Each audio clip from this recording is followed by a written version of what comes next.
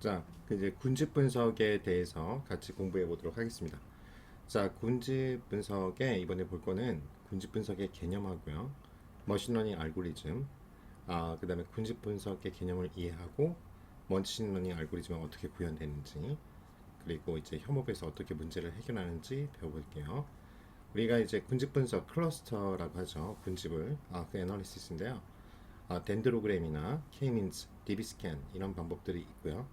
즉 어떤 데이터가 주어졌을 때 그 데이터가 어떻게 서로 무리를 짓냐, 즉 군집을 지었는지 그 패턴을 알아보는 거예요. 즉 이게 굉장히 마케팅에서 중요한데요. 우리가 STP라고 하죠. 그래서 잠깐 설명을 드리면 아, 우리가 이 마케팅에서 이게 군집 분석이 굉장히 중요한데 여러분이 아는 게 요걸 아셔야 돼요. 그래서 우리가 S는 세그멘테이션의 약자죠. 그래서 시장 세분화.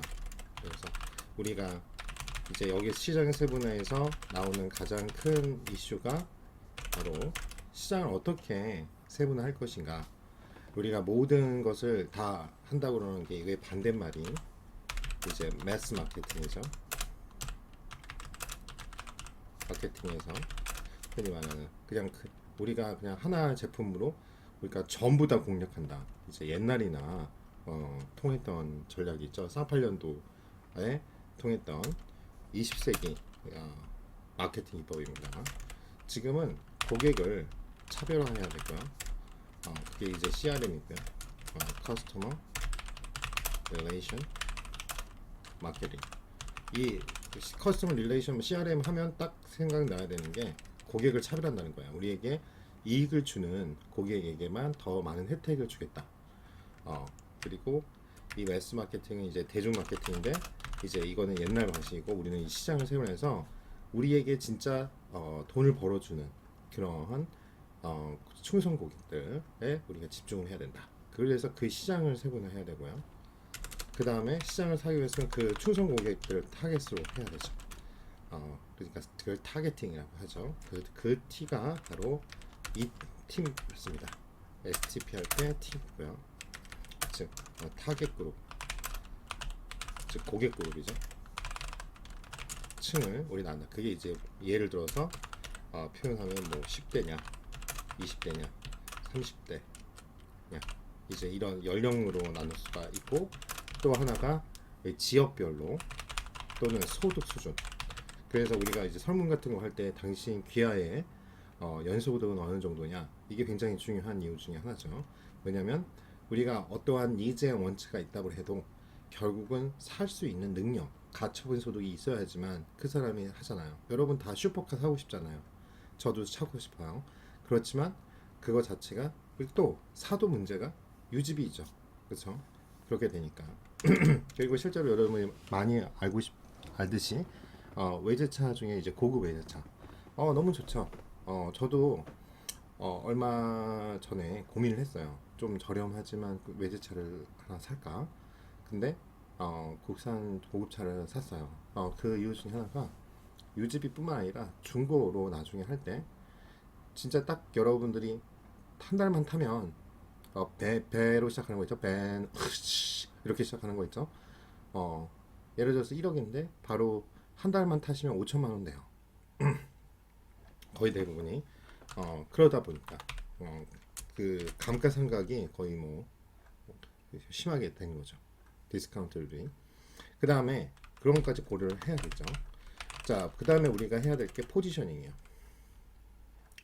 포지셔닝, 그렇죠? 자, 그러니까 이게 포지셔닝은 결국 우리가 그 소비자의 마음속에 위치를 하는 거죠. 우리의 그 상품이나 서비스 위치 정보죠. 그 위상 정보라고 하죠. 그 다음에 이제 마케팅 M이 우리가 했던 마케팅 믹스예요. 그 중에 이제 마케팅 믹스가 우리가 흔히 말하는 뽀피죠. 자, 왜 갑자기 마케팅 수업을 하고 있나? 바로 이때 이 군집 분석이 여기 보시죠. 마케팅 목적에 따라 군집을 나눠야 되잖아요. 결국 여기에 들어갑니다. ST에 세분화하고요. 이게 뭐가 들어가냐? 세분화, 고객 세분화하고요. 그 T를 나누는 게 바로 이 군집 분석이에요. 우리가 군집 분석을 통해서 몰라요. 뭐냐면 타겟이 없어요. 그렇죠? 그래서 군집 분석은 비지도 학습입니다. 그렇죠? 몰라요. Y 값을 모른다는 거죠. Y 값을 몰라요. 이 Y 값은 참값이죠. 이 참값을 그러니까 우리가 이쪽 영어로 그라운드 트루스라고 합니다. 그렇죠? 이 용어 잘 기억하시고요. 이 참값을 모르기 때문에 우리가 묶어주는 거예요. 근데 이제 보통은 묶을 때 뭐로 묶으냐? 거리를 기준으로 많이 묶습니다. 거리를 많이 쓰죠. 이 군집과 이 한 포인트 점과 x라는 포인트 점, 포인트 x하고 이 포인트 뭐 x2라고 해야겠네. x1하고 x2의 이 거리. 그래서 가장 많이 쓰는 게 유클리디안 거리죠. 그래서 유클리디안 거리가 우리가 흔히 말하는 피타고라스 정리에 의해서 만들어진 그 빗변을 구하는 그걸 생각을 하시면 돼요. 그래서 왜 이렇게 하느냐? 그래서 군집이 묶여지면 뭐 A 그룹, 예를 들어서 그룹, B 그룹 세 개로 나눠볼까요? C 그룹이 해죠. 그러면 이제 그 다음에 우리가 선언적 경험을 바탕으로 마케터링 경험 플러스 비즈니스 도메인이죠. 그게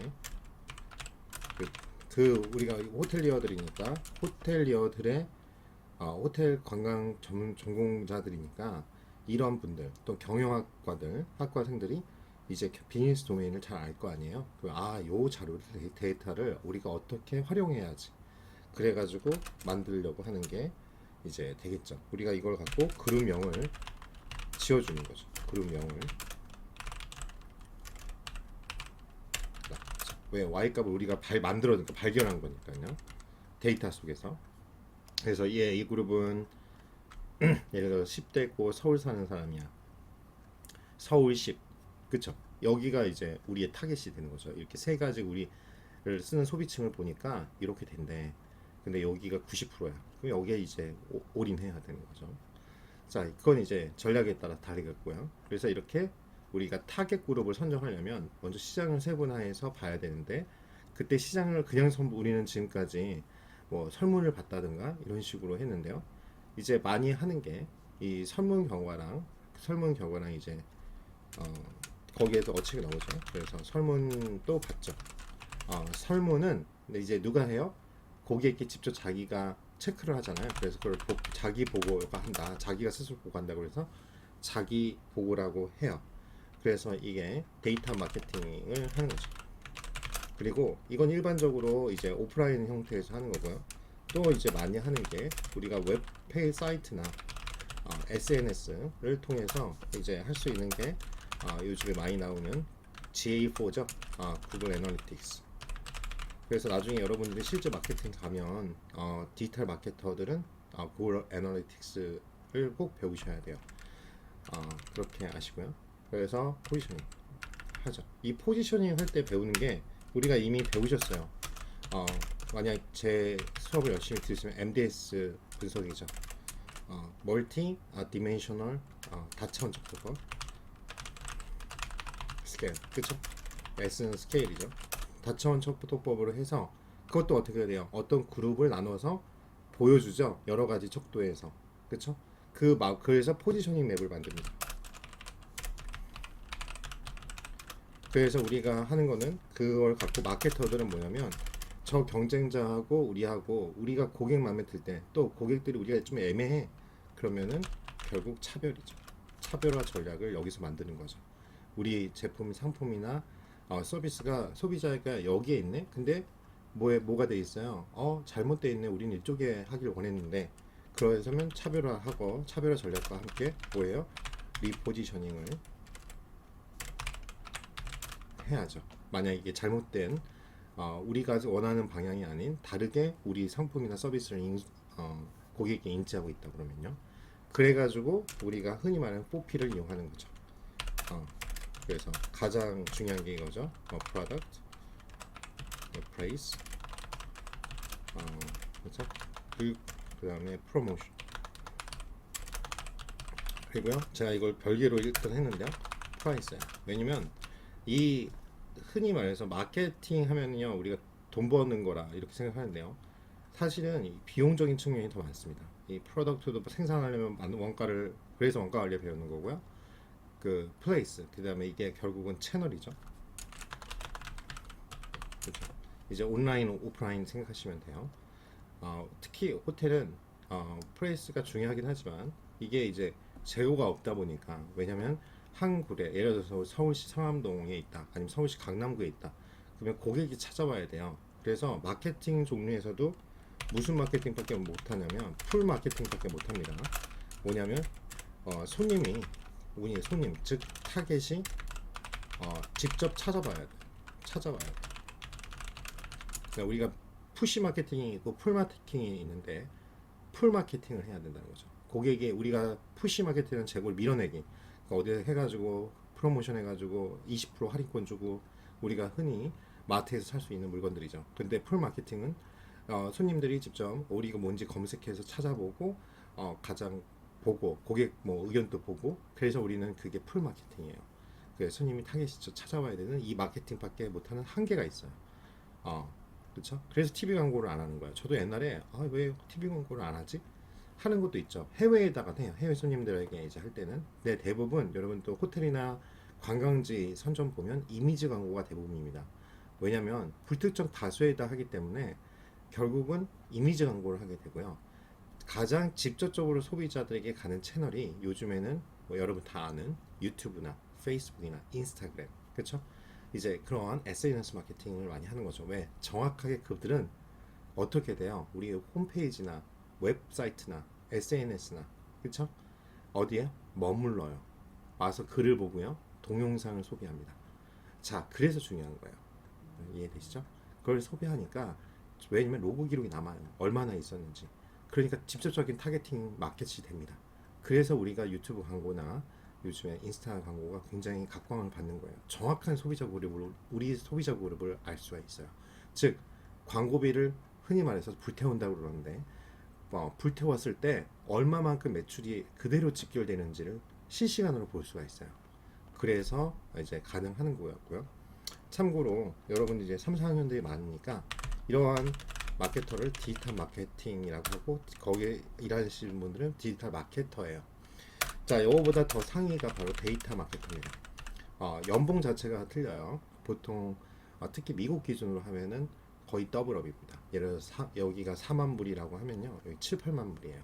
데이터 마케터가 바로 통계 기반이에요. 바로 여러분이다. 데이터 마이닝 하고요. 그 다음에 머신러닝까지 할 줄 아는 분들이 데이터 마케터예요.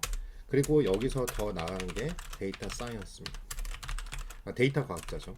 흔히 말하는 이 데이터 과학자는 이제 딥러닝까지 할 수 있어. 모델링을 만들고 뭔가를 상품, 예를 들어서 은행 같은 데 갔을 때 그들이 이제 은행 상품, 퀀트라고 하는데요. 그거 옛날에 통계를 기반으로 어떤 상품을, 은행 상품을 만들다거나 수익률을 계산한다든가, 주식 같은 거 할 때 우리가 증권시장 할 때 적정하게 뭔가를 만든다든가, 이런 것들을 하는 사람들이 이제 있는데, 그 석사 이상 위주로 꽂죠. 그래서 데이터 사이언스라고 해요. 그 데이터 사이언스가 보통 1억 정도 초 완방한다. 미국 기준으로고요. 우리나라도 한 6천, 7천 초봉이 그 정도 된다고 보시면 되죠. 그 다음에 이제 우리가 아는 인공지능 개발자, 여기 개발자죠. 이제 여기는 공학도예요. 그래서 여러분들이 이제 요것이 지금 현재는 저희 학부 수준에서는 요게 목적이고요. 여러분이 만약 빅데이터 MBA나 뭐 그쪽으로 간다 그러면 요거를 가는 거죠. 여기를 가는데 거의 대부분이 이 딥러닝까지 가는 경우가 만만 봐요. 그리고 이제 심화된 과정을 또 있긴 있는데요. 그런 데는 좀 굉장히 비싸고요. 그리고 이제 개발자 과정, 이제 공학도, 이제 여기가 인공지능 대학원 하고 좀 연관이 있죠. 여기가 인공지능 대학원이 요 사이라고 보시면 돼요. 근데 개발자는 이제 다 1억이 넘죠, 연봉이. 그럴 수밖에 없는 게 공부량이 엄청나요. 그러니까 참고로 이렇게 된다 생각하시면 전반적으로 될 것 같아요. 제가 잠깐 정리를 해드렸고요. 그래서 그 마케팅에 그만큼 많이 쓰니까 군집 분석이, 거리 개념에 대해서 우리가 정의를 해야 되는데, 방법의 구치화예요. 우리가 이제 아이들 교실 상황에서 비슷한 아이들이 있고요. 성격이 다른 아이들이 있어요. 그러면 성격이 다 가까운 비슷한 아이들 가까운 거리에 놓을 수 있고요. 성격이 다른 아이들은 먼 거리에 놓을 수 있죠. 그걸 속성 정보가 있는데요.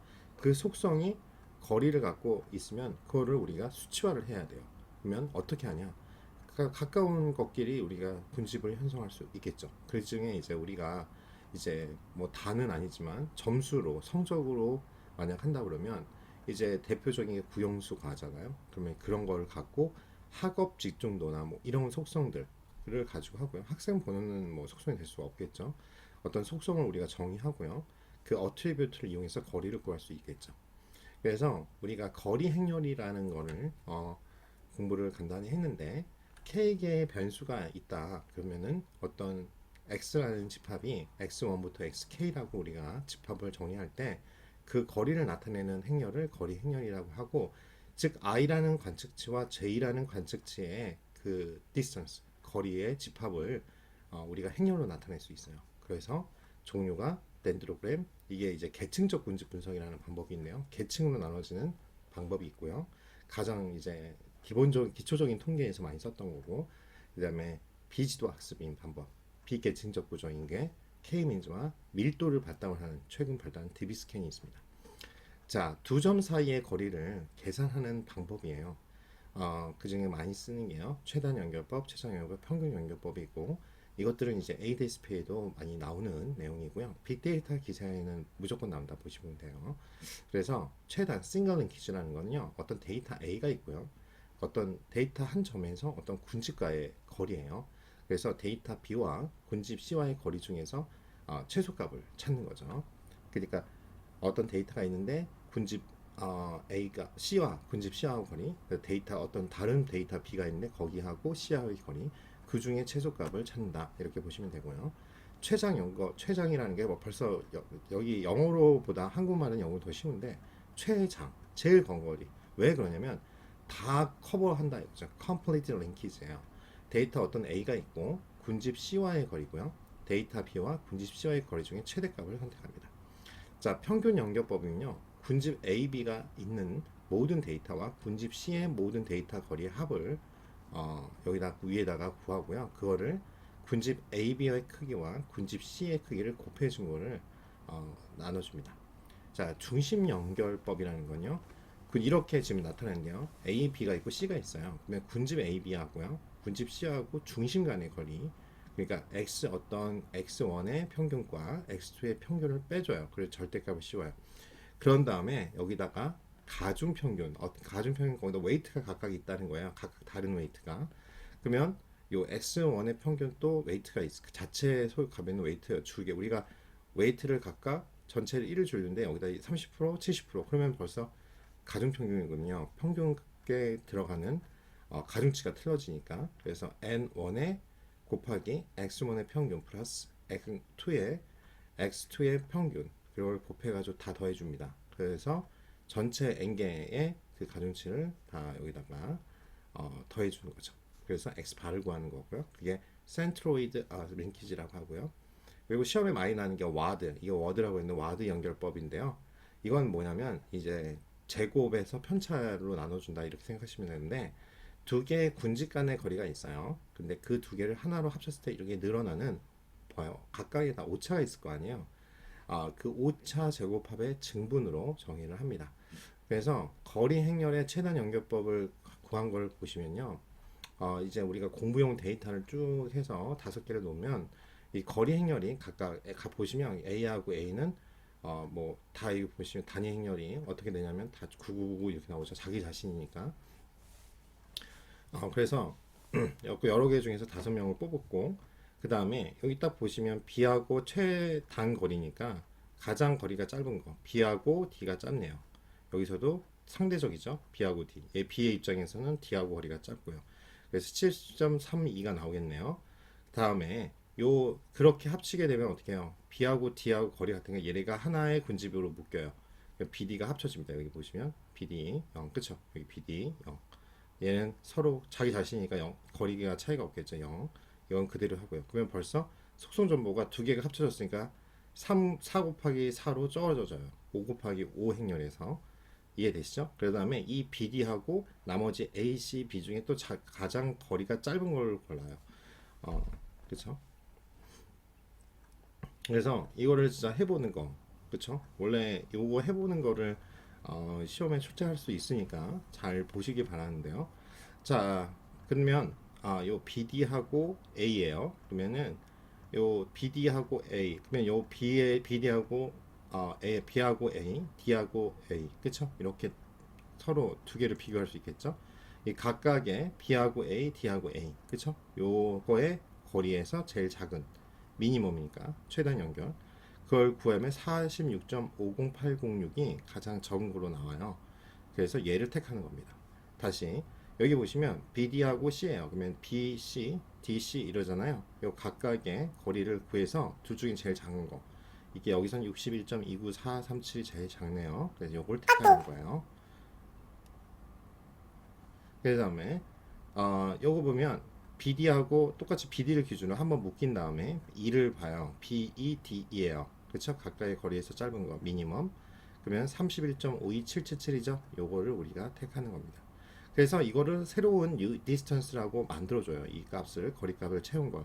자, 이 포문은 좀 이따 설명하겠지만 포문을 돌려서 각각을 계산해가지고 여기에 C 함수 안에 우리가 빈 리스트에다가 들어갈 거고 걔를 new distance라고 거리값을 채울 겁니다. 그러면 각각 이제 보니까 BDE가 가장 적은 거가 나와요. BDE가 전체 중에서 제일 작죠. 여기 결국은 요 세 개 중에서 얘를 한 묶음으로 봅니다. 그러면 이제 B, D, E가 하나의 묶음으로 바뀌는 거예요. 지금 D였잖아요. 여기서 E하고 거리가 제일 짧죠. BD하고 E가 31.5277이잖아요. 제일 짧아요. 그럼 얘 세 개를 이 두 개 BDE, BD1가 합쳐집니다. 그렇죠? 하나의 덩어리로. 그러면 이렇게 되는 거죠. 그렇죠? BDE가 합쳐져요. 여기는 999 똑같고 합쳐집니다. 자, 여기서 또 각자 해보는 거예요. 그래서 new distance를 이용해서 이제 계속 작아질 때까지 여기 보시면 그 다음 단계가 A가 가장 적죠. BD하고 AC하고 비교하면 보시면 여기 A는 뭐 그거고 얘 33.30165가 돼요. 그럼 요 두 개를 또 합쳐줍니다. BD하고 A하고 BDEA 그러면 이제 C하고만 거리가 남고 이제 양쪽 다 63.8592만 남는 걸 볼 수 있어요. 그래서 이걸 갖고 클러스터라는 라이브를 불러서 덴드로그램을 그릴 겁니다. 그러면 데이터마다 서로 거리를 구할 거고요. 이런 식으로 계층적으로 이렇게 잘라줘요. 몇 개의 그룹으로 나눠지는지. 그러면 데이터 간의 거리나 군집 형성 정도를 여러분들이 알 수 있습니다. 자, 그리고 근데 이제 문제는 이 덴드로그램이 문제점이 뭐냐면 데이터가 많으면 이 계층을 나눌 때 너무 이렇게 막 분할돼 가지고 너무 많아요. 얼마큼 많아지면 데이터의 개수의 제곱만큼 이게 나눠집니다. 이렇게 분기가 돼가지고 마치 의사결정나무처럼. 그래서 너무 복잡하니까 이 빅데이터 시대에서는 이렇게 못 그려요. 이거 과부하 걸려가지고 컴퓨터가 K-민즈를 이용합니다. 근데 이제 이게 왜 비지도학습이 K가 우리가 설정해야 되는 거예요. 임의의 K, 그렇죠? 군집의 중심 초기 설정이 중요한데요. K-민즈를 확인합니다. 즉 K 평균값, 각각의 평균값을 합니다. 뭐냐면 임의의 K 학습 데이터가 있는데 이렇게 있어요. 여기에 평균 벡터로 설정을 해주는 거예요. 초기에 K의 평균 벡터로 분류합니다. 즉 어떻게 하냐면 이것도 최단 거리법을 생각하시면 가장 가까운 자기 옆에 있는 애를 해가지고 평균을 내요. 그래서 근데 K의 이 군집을 우리가 여기서는 세 개라고 보니까 세 개로 K를 세 개로 설정했을 때 방법이고요. 이렇게 묶였고 두 번째 그룹, 세 번째 그룹 이렇게 묶였다는 거죠. 가까운 거리를 이용해서. 그래서 여기 flow라는 함수가 있는데요. 결국 뭐냐면 임의의 K 학습대로 평균 벡터로 하고요. 그 K의 평균 벡터에 대해서 분류하고요. 그 분류된 데이터에 대해서 평균 벡터 군집 중심을 구합니다. 그래서 새로운 K의 평균 벡터를 구해요. 근데 문제는 이 K 값을 알려주는 알고리즘 자체는 없어요. 우리가 임의로 그래서 머신러닝이라고 하는 거예요. 우리가 머신러닝은 기계적 학습이다. 그런데 이제 나중에 배우겠지만 머신러닝하고 딥러닝하고 가장 큰 차이는 이 K를 만들려면 하나씩 다 넣어보는 흔히 말하는 우리가 증명할 때 대입도 있겠지만 시간이 너무 많이 걸려서 또 그것도 이제 방법은 있어요. 포문을 돌려서 K에게를 계속 돌려가지고 결과가 나오는 방법이 있는데요.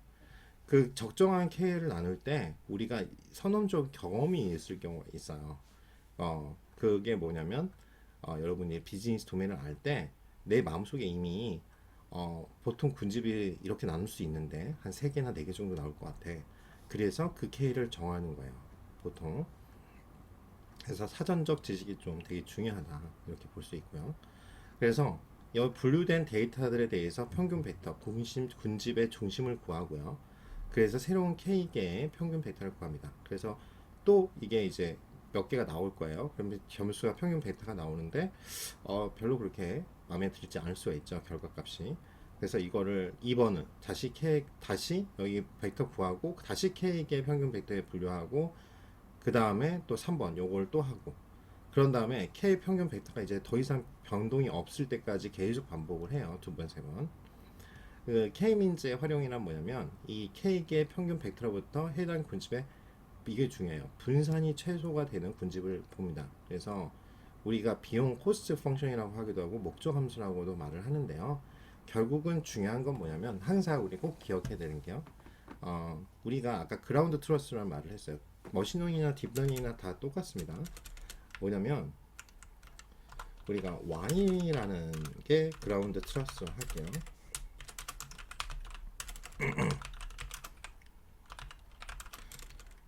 그렇죠? Y에 해시 있겠죠. 그렇죠? 자, 이거는 여러분들 뭐 화면 보면서 정리하라고 하는 거예요.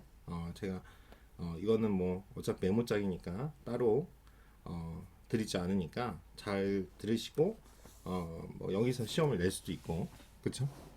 근데 뭐 이게 그 시험을 보시는 분들이 있잖아요. 혹시라도 그러면 이제 시험에 나올 수 있으니까 잘 들으시고요. Y 해시라는 거 우리가 예측치입니다. 프레딕션 한 거죠. 그렇죠? 그래서 우리는 원하는 건 이제 실제값 Y 값 하고요. Y랑 해시 똑같으면 좋겠는데 우리의 예측이 다 맞으면 우리가 뭐 로또가 뭐가 나올지 않으면 여러분 왜 그냥 대학은 그냥 졸업장만 필요한 거지 뭐 그쵸? 내가 로또로 뭐한 1년에 두 번만 당첨된다고 해도 그쵸? 뭐 굳이 직장 다닐 필요 있겠나요? 근데 그런 수 없으니까 열심히 공부하는 거죠. 우리는 미래를 몰라요. 그래서 결국은 우리의 y 햇은 추정치일 뿐이잖아요. 근데 그 추정치가 이 y에 가깝기로 좋은 거죠. 왜 요즘에 딥러닝이 각광을 받냐? 딥러닝을 돌리면 보통 97%는 기본적으로 나와요 요즘에. 그러니까 오차율이 거의 적으니까 사람들이 딥러닝을 공부하려고 하고 하는 거랑 똑같아요. 그렇죠. 요 y하고 y 마이너스 n 그렇죠. 요거를 우리가 오차라고 하는데 또는 이제 회계에서는 잔차라고 하는데 이 오차를 뭐 하는 거예요? 최소화하는 게 중요해요. 그 이 오차 값을 우리가 뭐라고 그러냐면은 코스트라고 하는 거예요. 그렇죠? 그래서 그 코스트를 만드는 펑션이 여러 개가 있죠. 함수가. 그때 그 비용을 줄이겠다 이거예요. 비용은 결국 우리가 손해를 보는 거니까. 그러면 우리 목적 함수 JMK라고 K개를 구하는 게 목적이니까 뭐냐면 그 K에서 어떤 각각 여기서는 이제 평균 X 값에 우리가 찍은 값 있죠? 그 거리 벡터 거리라고 해요. 그 MK에서 그 X만큼을 차이죠. 그걸 절대값을 씌운 거를 제곱해서 다 더한 거. 그걸 X만큼 또 합을 더해야 되고 이 K만큼 또 구해야겠죠. 그래서 요 공식이 나옵니다. 그 결국 이 비용 함수가 최소가 되어야 돼요. 그래서 MK가 K번째 군집 평균의 벡터, 군집의 중심이다 이거죠. 그래서 잘 기억하시고 모든 점들과 어떤 평균 벡터 사이의 거리가 최소가 되는 평균 벡터를 찾는 겁니다. 즉 그래서 이렇게 결과값이 나올 거예요. 각각의. 즉 이 빨간색에 우리가 가상으로 프레딕션을 하면 이 가상의 점을 시작으로 중심점이 계속 움직여져요. 왜? 더 이상 거리가 이제 수렴된다고 그러죠. 더 이상 움직이지 않을 때까지. 그래서 어느 점에 만족할 만큼 수렴되면 멈춰요. 그 점이 군집의 중심이라고 할 수 있어요. 그러니까 이거에 대해서 조금 보충을 더 설명을 하면 그림으로 이제 이해를 좀 하셔야 될 것 같다는 생각이 들어서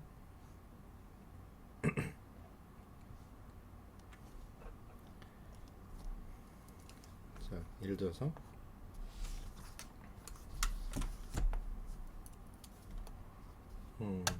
잠시만요.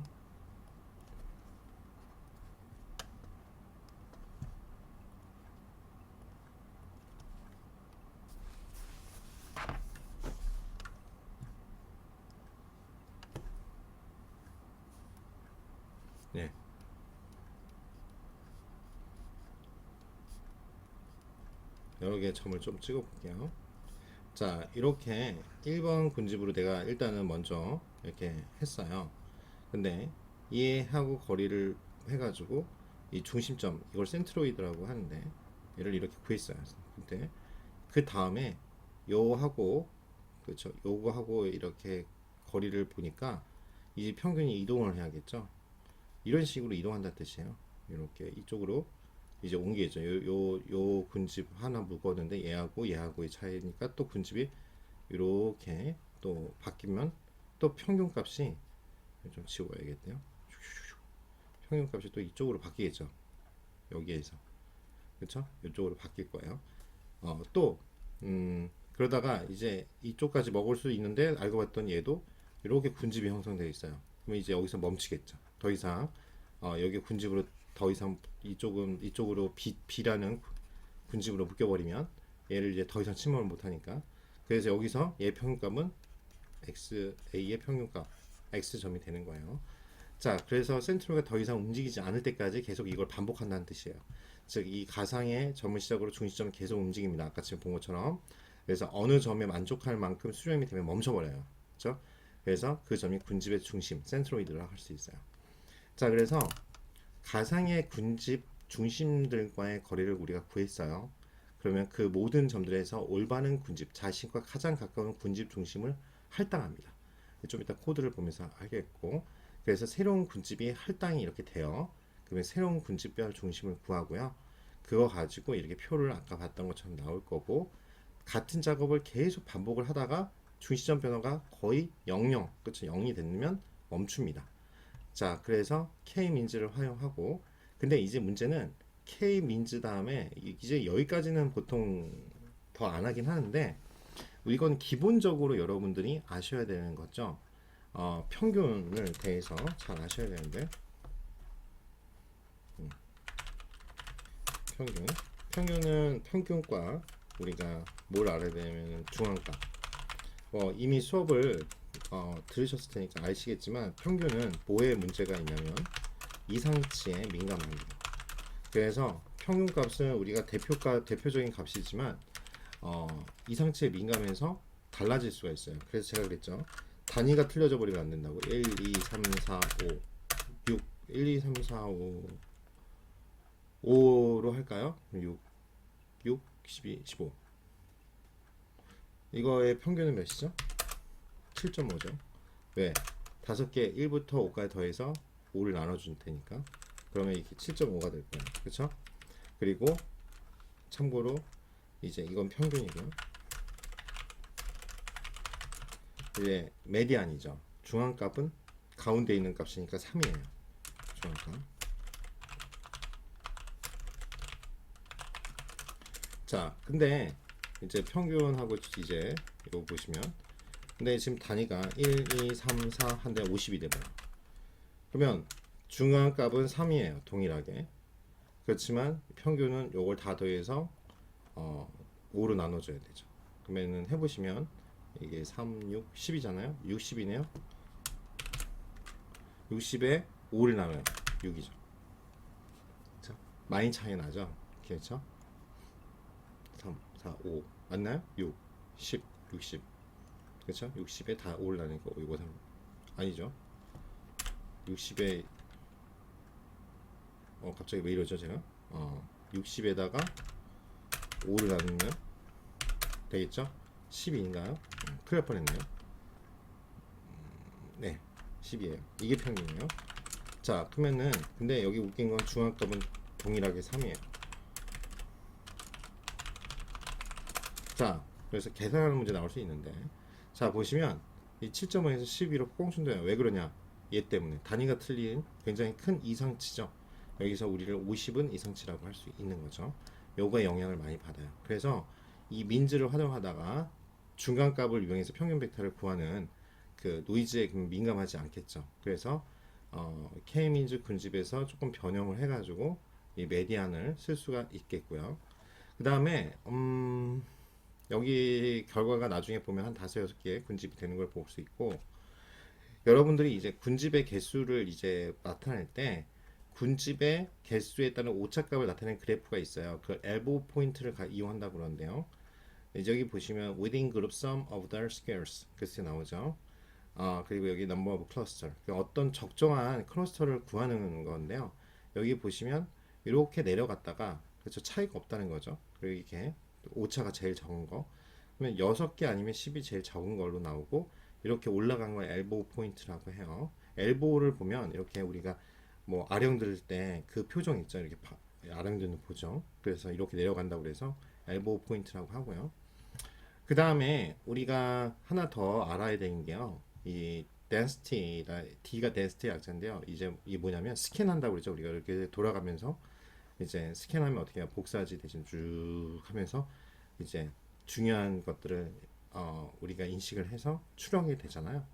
그런 것처럼 이거는 뭐냐면 밀도 함수, 즉 정규 분포를 이용하는 거예요. 밀도 같은 밀도끼리 밀도에 근거해 가지고 이제 군집을 만들어 주는 거예요. 그러면 얘하고 얘하고 같은 밀도다. 그러면은 우리는 같은 군집이야. 이런 식으로 묶어 주는 거예요. 그러면 이 노이즈에 K민즈는 영향을 받으니까 그 기존에 나왔던 대표적인 기법이 문제가 있어서 보완이 필요해. 보완이 필요할 때 이제 이런 새로운 기법들이 나오는데요. 얘 파이썬으로는 되게 간단하게 나와요. 근데 이제 저희 R로서도 괜찮게 나오는데 뭐 통계를 위해서 어차피 나온 거니까 이 중요한 건 뭐냐면 DB스캔 노이즈에 민감하지 않아요. 그게 가장 이런 노이즈들이 있어도 민감하지 않고 잘 웃깁니다.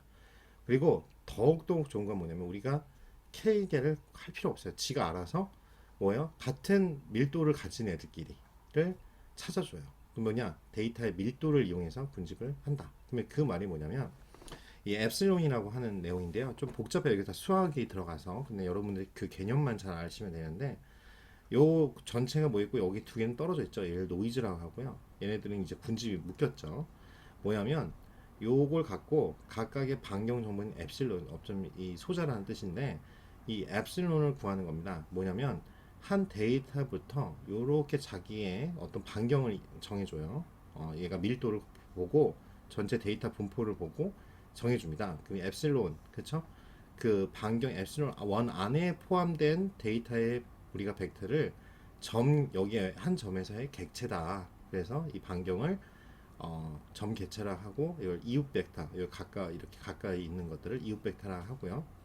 그래서 어떤 거냐면 얘 같이 중요한 벡터, 이 각각 점들마다 다 엡실론까지, 그러니까 반경에 원을 그릴 수 있는 엡실론이 있는데, 그래서 여기도 한 크게 세 개 구했죠. 요 세 개의 가운데 있는 것들, 이런 걸 핵심 벡터라고 해요. n개 이상의, 그러니까 뭐 한 두세 개 이상을 만들 수 있는 거죠. 이거 갖고 한 점에서 그 이웃 벡터, 이웃끼리 서로 해가지고 우리 같은 팀 이렇게 헤쳐 모여 했을 때 이렇게 모일 수 있는 같은 밀도를 가지고 있는 그 엡실론을 기준으로 그 이웃 벡터를 갖는 데이터 벡터를 우리가 핵심 벡터라고 합니다.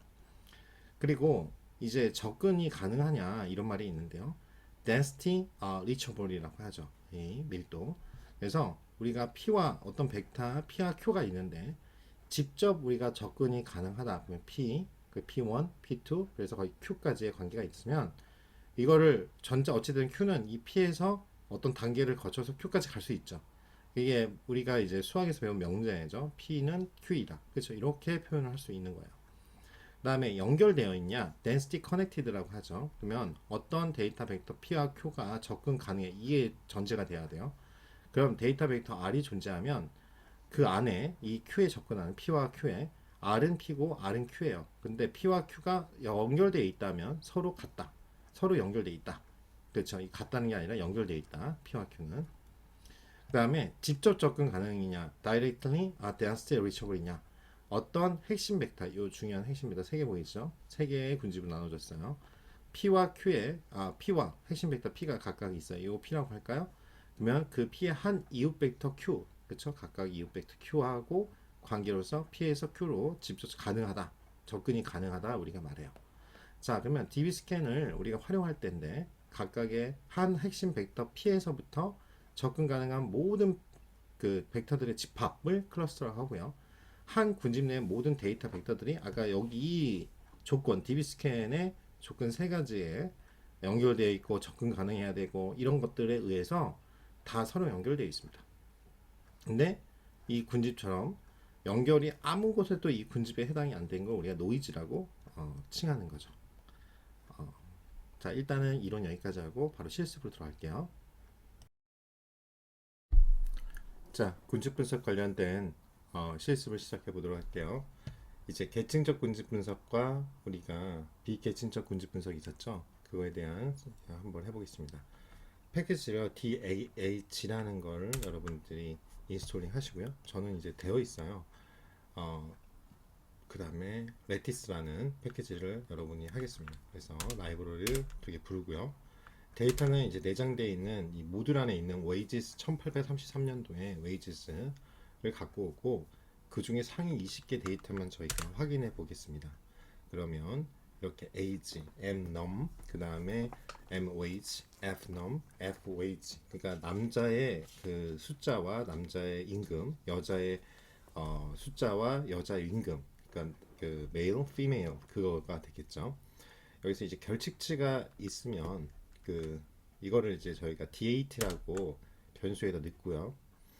그 다음에 그 중에 나 omit 하면은 결칙치를 제거하는 거죠. 거기에 이 D8를 넣어서 업데이트를 하겠습니다. 자, 그런 다음에 우리가 유클리디언 거리를 할 때 dist라고 하는 함수를 사용해서 이 D8를 넣고 dist로 된 유클리드 거리값을 계산한 변수 dist D8를 만들고요. 그 다음에 DIST, distance의 약자죠. DIST, D8를 보면 이제 이게 뭐냐면 거리 행렬이 나오는 거예요. 그래서 여기 보시면 1과 2 사이는 76, 그쵸?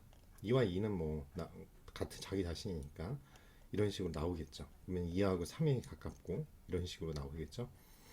그래서 이제는 요 뒤에 그 거리 행렬에서 우리가 단일 연결법이 있었죠. 싱글 링키지였죠. 그래서 이 H 하이러키 클러스터의 약자예요. H 클러스터에 이 거리 행렬을 집어넣어서 메소드는 싱글이라는 걸 만들어 가지고 HS를 만들겠습니다. 그러면 이제 덴드로그램으로 이 HCS를 여러분이 메인 화면 해가지고 그려보면 이제 이런 웨이지 싱글을 그릴 수가 있어요. 자, 그런 다음에 이제 이번에는 뭐 요 메소드만 바꿔주면 돼요. complete라고 하는 메소드를 사용하시면 그래서 이제 변수명을 바꿔가지고 다시 그려보시면 wages complete 즉 완전 연결법에 의한 그림을 여러분이 그릴 수 있고요. 그 다음에 이제 평균 연결법이 있었죠. average를 써서 HCA를 만들고 wages의 평균값을 군집을 분석한 이렇게 묶이겠죠. 이제 중요한 게 이제 두 가지인데요. 많이 정말 실무에 중요한 게 중심 연결법 센트로이드를 이용하거나 아니 와드법 이용한 건데요. 이 센트로이드도 똑같이 메소드만 바꿔주셔가지고 변수를 HC 센트로 한 다음에 이 거기에다가 데이터를 두고 플롯을 그려보면 센트로이드 중심점이 변하면서 이제 하는 것을 여러분이 볼 수 있고요. 그래서 요거를 내가 요거 그대로 써볼게요. 여러분들이 이거를 H 센트죠 해가지고 5개로 한번 내가 한번 그 구분을 해보겠다. 그러시면 이 K라고 이제 임의로 rect 하고요. H 클러스터에 이제 K 값을 우리가 한번 요거를 한번 마지막에 구분을 하기 위해서 해볼게요. 그러면은 이제 이렇게 되는데 5개가 부정확하죠? 하는 게 맞을 것 같아요. 그렇죠? 이렇게 그럼 다시 돌려보시면 돼요. 제 생각에도 한 2개 정도 묶는 게 더 맞지 않을까 그렇게 생각합니다. 자, 그 다음에 와드 연결법은 그냥 메소드를 와드 D2라는 것으로 여러 메소드를 설정하시고 이제 그걸 HW라는 변수에 넣은 다음에 그 다음에 메인 하면서 쓴 다음에 똑같이 이번엔 5개로 구분해서 이렇게 우리가 볼 수가 있어요. 여러분들도 이거 한번 써보시면 좋을 것 같고요. 그 다음에 K-means 실제로 이렇게 계층적으로 묶는 것보다 데이터 양이 많으면 여러분들이 K-means를 우리가 배웠으니까 K-means, K-평균값을 찾는 걸 보면 되는데요. 여러분 인스톨 패키지에서 factor extra라는 걸 하시고 저는 이제 인스톨 돼 있어서 라이브러리로 부른 다음에 FBG 넘버 오브 클러스터예요. 이거를 불러서 WSS라는 게 있는데요. 그거는 이제 웨이트가 되겠죠. 그걸 제곱하는 거예요. 그룹 내부에 합계를 제곱해서 산출하는 건데요. 여기에서 데이터, 즉 그걸 DAT가 되겠죠. K-means라는 걸 사용할 거고, 메소드는 WSS라는 걸 사용해서 합계 제곱을 구하면, 자, 옵티멀한 내가 넘버 오브 클러스터를 구할 수 있는데, 여기에 보시면 이제 K가 확 떨어지는 지점, 마치 엘보우 라인이죠. 요목이 3이 되겠습니다. K는 3으로 추정할 수 있고요. 그러면 이걸 갖고 우리가 알고리즘을 시행해 볼게요.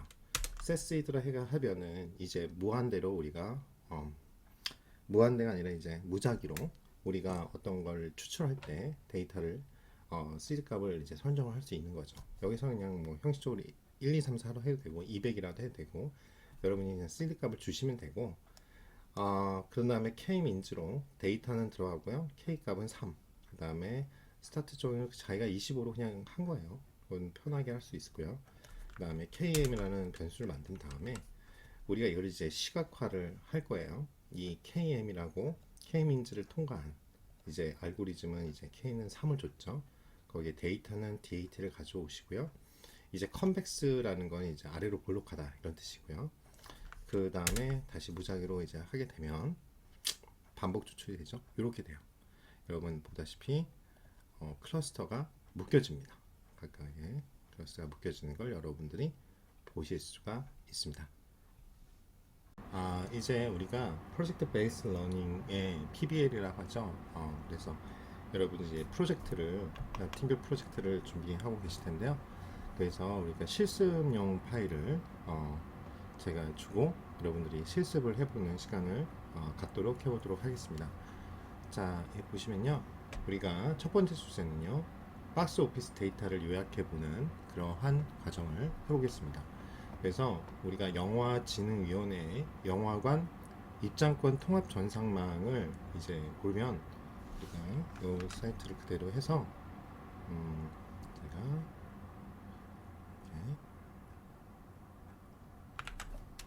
이렇게 할게요. 그러면은 코비스 5r.kr이라고 여기 가시면요. 이쪽에서 일별 박스 오피스 지금 현재 보니까 분노의 질주 봐야겠네요. 그렇죠? 정말 좋아하는데. 그래서 요 데이터를 우리가 가져올 거예요. 그럴 때 우리가 XLSX 그쵸? XLSX 엑셀 파일이죠. 그 2016년 이전 버전이 이후 버전으로 나온 것들을 열 때 오픈 XLSX를 엑셀 파일 여는 거죠. 요거를 하시고 그 다음에 그 전에 우리가 세션을 맞춰줘야 돼요. 그래서 지금 제가 여기 R 스크립트 여기에 있거든요. 여기에 맞게끔 여러분들이 지금 어디에 둔지 모르고 여러분이 이렇게 패스라고 그러는데 패스를 잘 못 잡는 분들이 계시더라고요. 엉뚱한 데서 막 찾으시는 경우가 있는데 그럴 때는 세션 여시고 set working directory, choose directory 하셔서 지금 저 같은 경우에도 지금 이쪽에 있죠. 걔가 맞게 있는 것 같아요. 그래서 일단 열면 될 것 같아요. 그런 다음에 우리가 install package 하고 라이브러리 그거 부르시면 되는데 지금 보면 install open xlx를 하고 라이브러리를 부르거나 require나 라이브러리를 부르시면 되시겠죠. 그런 다음에 지금 여러분 저기 보시면 데이터라는 파일에 그 안에 여기 movies라고 있습니다. 요거를 이제 가지고 오시면 되겠죠. 그래서 read xlxx 그거를 movies라는 데다가 객체에다 담겠다 이런 뜻이에요. 이제 movies라는 변수인데 결국 객체죠. 여기다 담겠다 하시면 되고요. 그런 다음에 이제부터 실습 파일입니다. 여러분들에게 그 실습용 파일을 주기 때문에 그 파일을 수행을 하시면 될 것 같아요. 그래서 여러분들이 뷰 이거 대문자예요. 뷰 movies라고 딱 하시면 이렇게 미리 볼 수가 있어요. 참 이게 좋은 것 같아요. 저도 이제 파이썬이나 이제 판다스가 이제 보통 데이터 분석하는 도구고 그리고 딥러닝 쪽에는 텐서플로우를 주로 쓰고 있는데 R 스튜디오의 장점이 이렇게 글로벌 인바이러먼트에서 각각 내가 변수를 정의한 것들을 볼 수 있다는 것과 이 뷰 기능에서 전체적으로 이 데이터 프레임 형식으로 내용들을 볼 수 있다는 게 참 장점이에요. 이게 좀 예전 파일이어서 여러분들은 뭐 새로운 파일을 다운 받으셔가지고 가져올 수 있어요. 그래서 일단은 처음에 여러분들이 가져오면 데이터를 봐야 되는데, 제가 항상 강조하는 게요, 사실은 여기에 지금 빠졌는데 str이라고 해서 스트럭처를 먼저 봐야 돼요. 그래서 어떻게 생겼는지 movies, 그쵸?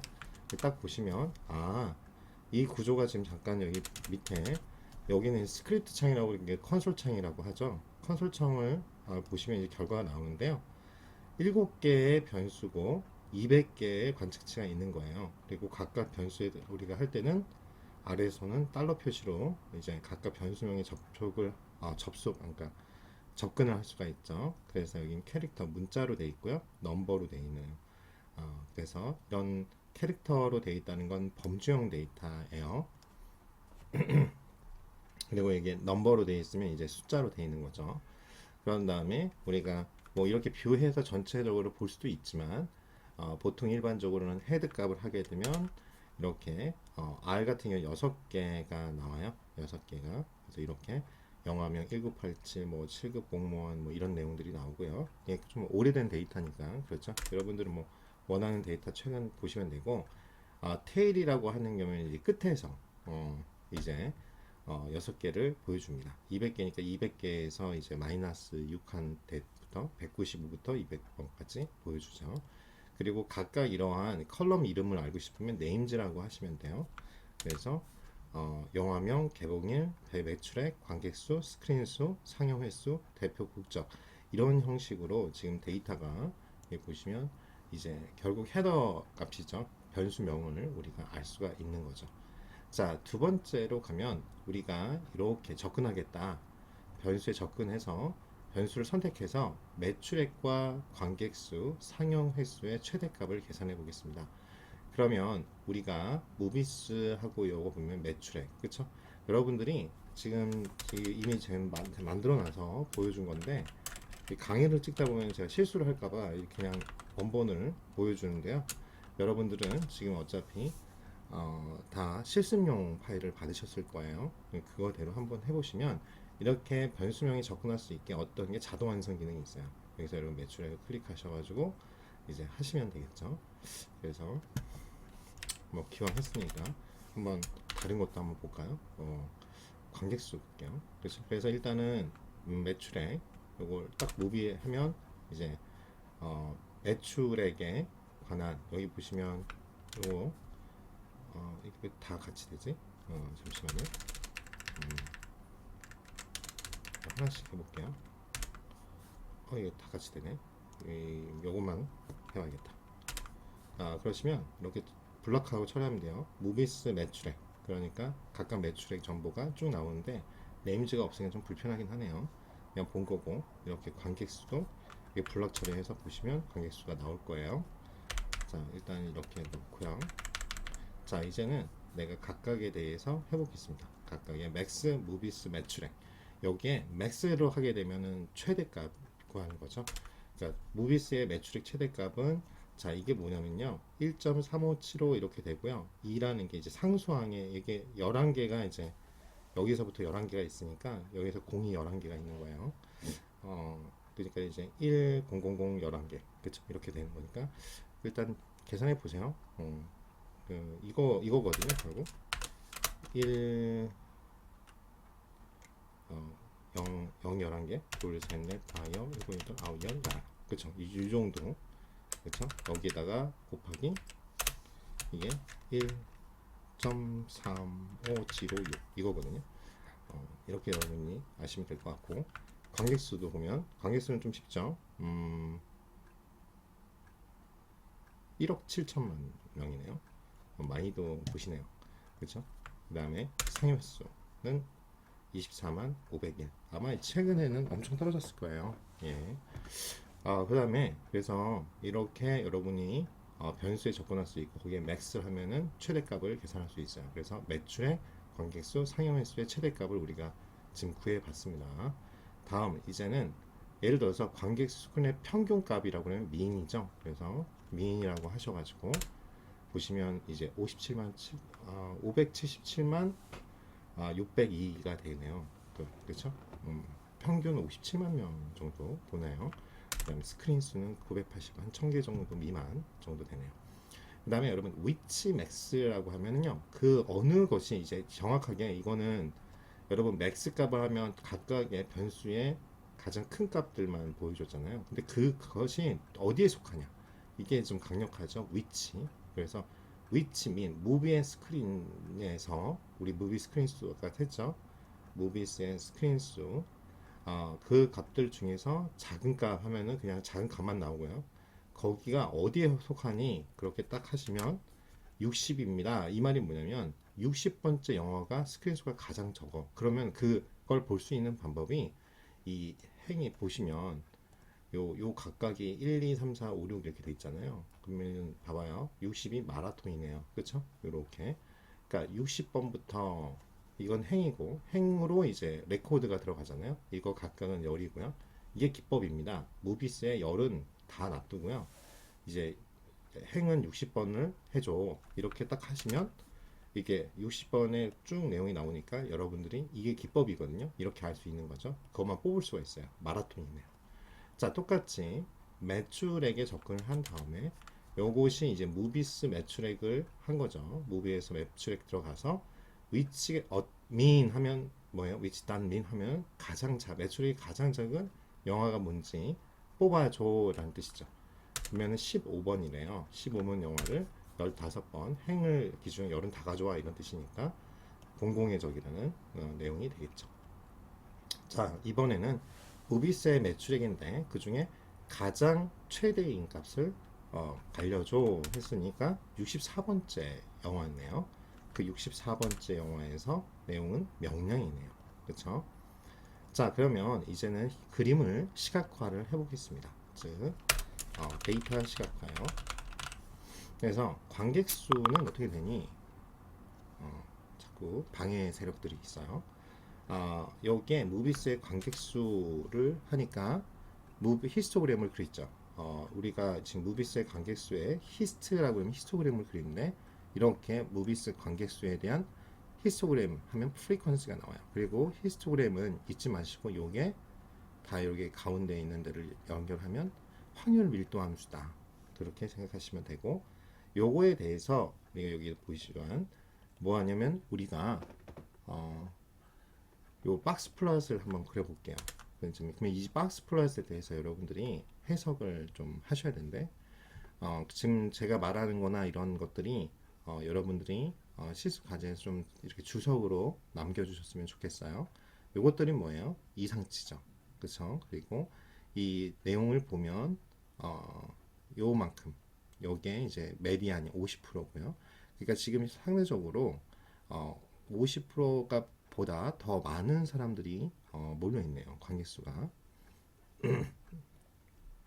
그걸 이제 여러분들이 확인하실 수가 있는 거고요. 이게 최소값, 최대값이 되는 거죠. 자, 그런 다음에 모비스에 뭐냐면 상영 횟수당 관객 수를 하면 여러분들이 이렇게 표현할 수 있어요. 모비스의 관객 수에서 나누기 모비스의 상영 횟수가 있어요. 그러면 상영 횟수당 관객 수가 되죠. 그래서 이런 식으로 표현하면 이 각각에 대해서 원소, 이게 엘리먼트 와이즈라고 하는데요. 각각 원소에 대해서 관객 수에 대해서 이거거든요. 이게 관객 수. 여기 보시면 이제 관객 수에 대해 정리로 된 거라서 이렇게 되는 건데, 자, 영에 대해서 요거군요. 관객 수에 대해서 이 상영 횟수를 나눠준 거예요. 각각에 대해서. 그 결과가 이제 이렇게 나오는 겁니다. 각각. 그리고 좀 이제 파이썬 배우다가 R 배우면 헷갈리는데 R은 그냥 직관적이에요. 통계를 위해서 만들어서 여기가 첫 번째, 두 번째, 세 번째 이렇게 되고 파이썬에 익숙하신 분들은 이게 0으로 되거든요. 0부터 첫째가 인덱스 정리할 때. 그래서 요 보시면 요 내용이 각각의 어떻게 원소에 접근해서 다 적용이 돼요. 나눠준다는 거죠. 상용 횟수로 각각의 관객 수에서 상용 횟수로. 그래서 이런 거를 각각 요소마다 다 해준다. 그래서 element wise라고 합니다. 그래서 요 값을 그대로 가져와서 which max를 쓰면 which.max 쓰면 어떤 것이 관객수에서 상용횟수 나눠준 거, 즉 상용횟수당 관객수가 많은 거니 라고 여러분들이 치시면 21번째 영어예요. 그러면은 우리가 똑같이 행은 이거 이쪽 21번이고 그 다음에 열은 다 가져와 그렇게 딱 하시면 괴물이네요. 그렇죠? 정말 괴물이에요. 상용횟수당 관객수가 엄청나게 많은 거죠. 그렇죠? 그래서 그렇게 보시면 될 것 같습니다. 그러면은 우리가 일단 첫 번째 실습은 끝났네요. 자, 두 번째 실습으로 잠시 후에 넘어가도록 하겠습니다. 자, 이제 두 번째 실습을 해볼게요. 여기 두 번째 하이웨이라고 되어 있는 것을 해보겠습니다. 자, 하이웨이는요, 이제 여러분들이 이 데이터를 가져올 때요, 제 일부러 이런 식으로 갖고 온 거예요. 캑을, 뭐 데이콘, 그 다음에 이제 공공 데이터 포털, 특히 제가 공공 데이터 포털을 좋아하거든요. 특히 네이버 API 뭐 이래서 이런 것들. 왜냐면 웹 크롤링을 하게 되면요, 데이터를 여러분 하는데 너무 오래 걸려요. 근데 우리가 공부를 하셨으면 알겠지만 1차 자료가 있고 2차 자료가 있어요. 그러니까 그래서 여러분들에게 이제 데이터 이제 수집 방법에 대해서 잠깐 말씀드리면, 이제 데이터는요, 데이터 수집할 때요, 여러분 제일 좋은 게요, 이제 공공 데이터 포털이에요. 포털 사이트. 그때 여러분이 데이터 OKR, 그래서 데이터 통합 포털이거든요. 공공 데이터 포털 사이트예요. 이걸 제일 많이 이용하시고, 또는 AI 허브, 이제 이쪽인데 이제 일반적으로 저희 과정에서는 좀 안 맞아요. 인공지능 이제 허브인데 이미지 데이터나 뭐 이런 여러분 뭐 메뉴판 뭐 그쵸, 외부식 업체 딥러닝 쪽으로 가시면 필수거든요. 그리고 사용 목적이나 이런 것들도 여러분들이 포털 사이트에 요청을 해야 돼요. 그래서 신원 확인을 하고 이제 데이터가 주는데, 이게 국책 사업이다 보니까 엄청난 돈을 쏘아보고 있거든요. 조 단위로. 그래서 업체들이 적극적으로 나서고 있고, 왜냐면은 의료 데이터 같은 경우는 굉장히 그 접근이 어렵잖아요. 개인정보법이나 이런 것 때문에. 근데 최근에 정부에서 예를 들어서 한 업체에 30억씩 줘요. 그러니까 어떻게 하면 병원하고 같이 이렇게 협업해서 그 사업권을 따서 1년에 한 번씩 업데이트를 하거든요. 뭐 MRI 사진이라든가 다 이제 개인 비식별화해서 제공을 하는 거죠. 그 데이터를 사고 팔고 하고 있어요. 그래서 여러분들이 제가 이제 인공지능 개발자 양성 과정이나 이런 것들을 이제 하다 보면, 이제 문제는 이게 왜 데이터가 돈이라고 하는지 아는데, 예를 들어 상권 분석을 하기 위해서 뭐 카드사 매출 데이터 이런 거 보통 포털 사이트나 데이터 사는 데서 가면 보통 1,000만 원 정도 하거든요. 아니면 학생들이 저보고 이거 해야 되는데 1,000만 원인데 어떻게? 누가 1,000만 원 주고 회사에서 진짜 회사 단위가 아니면 연구 목적으로 하기 힘들죠. 그래서 이제 공공 데이터 포털에서 있는 데이터를 가지고 여러분들이 하는 게 제일 좋아요. 무료잖아요. 그리고 통계청 사이트, SGIS 이런 데서 여러분들이 이제 가져오면 좋은 데이터가 많아요. 요즘에. 그리고 뭐 여러분 알다시피 API 가져와서 실시간 데이터를 여러분들이 얻을 때 네이버 API나 이런 거를 이제 이용하시면 참 좋을 것 같아요. 그래서 이게 대량으로 그냥 한 번에 하는 건데, 이제 웹 크롤링을 여러분 이제 아마 수업을 제가 특강을 넣는데요. 웹 크롤링은 결국 내가 직접적으로 나한테 상관 있는 자료를 하는 건데, 이제 이 직접적인 자료로 여러분이 할 때 딥러닝 기법을 모른다면 추천하지 않습니다. 낙추라고 할게요. 딥러닝 기법을 안다면 강추죠, 당연히. 왜 그러냐면 여러분들이 그 보통 크롤링 해가지고 가져오는 데이터들이 비정형 데이터가 많아요. 비정형 데이터가 많은데, 비정형 데이터에서 여러분들이 딥러닝, 확률 통계로 되어 있는 자연어 처리나 이런 기법, NLP라고 하죠. 이런 기법을 모르는 상태에서 가져와서 뭐 이렇게 여러분이 지금 우리는 지금 머신러닝 기법 배우고 있거든요. 기계학습 배우고 있어요. 이 기계학습 중에 한 부분이 딥러닝인데, 요 기법을 쓰지 않고 머신러닝으로만 이제 여러분이 보통 돌린다고 그러면 머신러닝도 그 한계가 좀 있어요. 그 뭐냐면은 특히 비정형 데이터는 별로 그렇게 강추를 안 하는 이유 중에 하나가 문자나 이미지, 동영상 이런 거거든요. 그러니까 결국은 여러분이 아는 지금까지 배운 내용으로는 빈도수밖에 체크가 안 돼요. 그래서 직접적으로 내가 관심 있는 걸 직접 자료 그걸 1차 자료로 하는데 직접적인 내 주제와 관련된 직접적인 자료를 찾기 위해서 이 웹크롤링이라는 기법을 사용하는데 빈도수밖에 안 나오다 보니까 노력한 거에 비해서 프로젝트가 속된 말로 허접합니다. 이것밖에 못 그려요. 아까 봤던 히스토리 프리퀀스밖에 안 나와요. 그러니까 뭐 코드가 이 정도로 끝나더라고요. 실습을 이 정도도 아니죠. 뭐 지금 제가 보여드린 이것보다도 적은 아까 무비스 데이터 한 이 정도에서 코드가 끝나더라고요. 그렇죠. 그래서 그러면 점수가 되게 낮게 나올 수밖에 없습니다. 기법을 많이 배웠는데 거기에 집착해서 크롤링 했다고 그리고 크롤링 한 거에 대한 데이터 수집한 엑셀 파일 그것만 점수를 줄 수가 있는 거고 크롤링 자체도 이제 예를 들어서 결국 한 파트긴 한데 그래서 지금 이번 특강을 파이썬으로 넣었어요. 왜냐면 지난 학기나 이럴 때 보면은 그 크롤링을 제가 가르치지 않았는데 그걸로만 했는데 점수를 안 주기가 그렇잖아요. 근데 뭐 나온 게 히스토그램 2개밖에 없는 거예요. 두 명이서 하신 건데 그러니까 점수가 굉장히 낮게 나올 수밖에 없습니다. 왜냐면 기법을 다양하게 쓴 거 모델링을 하고 기법을 다양하게 쓴 것을 제가 보기 때문에 그게 더 중요하잖아요. 여러분들이 어떤 프로젝트나 회사에서 할 때 히스토그램 하나는 의미가 없습니다. 어떤 인사이트나 회사에서 아니면 여러분들이 연구하는 목적에서 응용을 하기 위해서 그걸 쓴다는 게 중요한데요. 그 부분 때문에 여러분이 다시 한번 참고하시고요.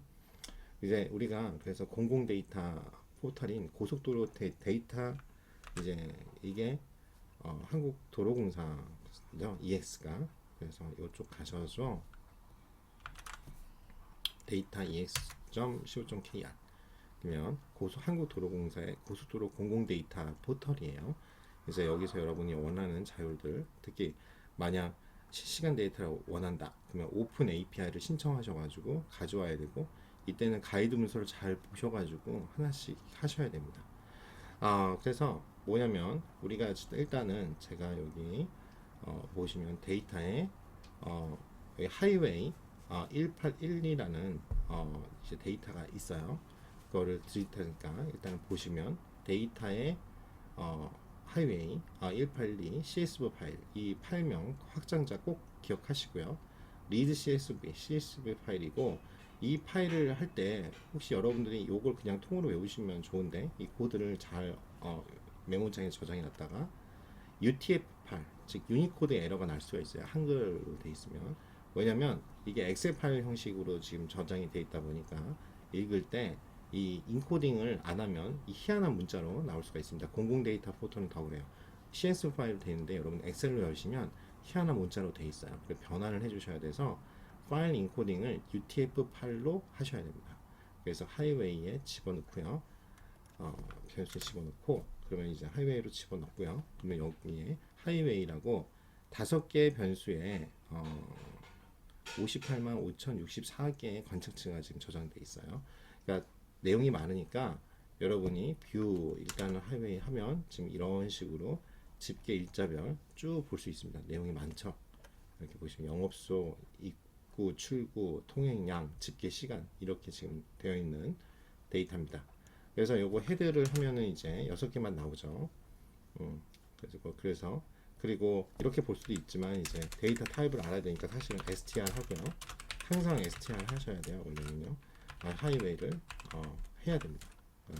여러분 이게 이런 거 코드를 제가 했는지 다 보거든요. 그래서 5개의 변수에 58만 5,064개의 관측치가 있고 요거는 집계 일자는 인티저 정수로 되어 있고요. 그 다음에 영업소 보면 캐릭터 가락이 뭐 이렇게 되어 있죠. 그래서 요것만 잘 보시고 영업소명은 범주형 데이터구나 여러분들이 아셔야 될 것 같아요. 그래서 집계 일자를 날짜 형식으로 변환해야 됩니다. 이 집계 일자가 여러분 보시면 2018 이게 마치 숫자면 뭐 곱셈 나눗셈이 돼버리거든요. 그래서 요거를 날짜 형식으로 바꿔줄 필요가 있어요. 그러면 여러분이 str을 이 문자 형식을 타임으로 바꿔주겠다라는 거죠. strp time이라는 함수가 있어요. 하이웨이의 집계 일자 여기 데이터를 집어넣으시고요. 포맷을 이렇게 포맷 뭐 year, month, date죠. 요 여기 대문자로 된다는 잊지 마시고요. 요렇게 포맷 그쵸? 날짜 형식으로 만들어줘서 요것을 그냥 놔두면 한번 해본 거고 요거를 어디다가 이 집계 일자를 업데이트 해줘야 되죠. 그래서 업데이트해서 나오시면 이제 하이웨이 집계 일자가 나오겠죠. 그러면 이제 여기 이렇게 변형된 거 보이시죠? 어떻게 2018년 12월 1일 KST 그쵸? KST 그냥 한국 시간이다 이거죠. 한국 시간 기준으로 그런 다음에 우리가 실습을 한번 해보겠습니다.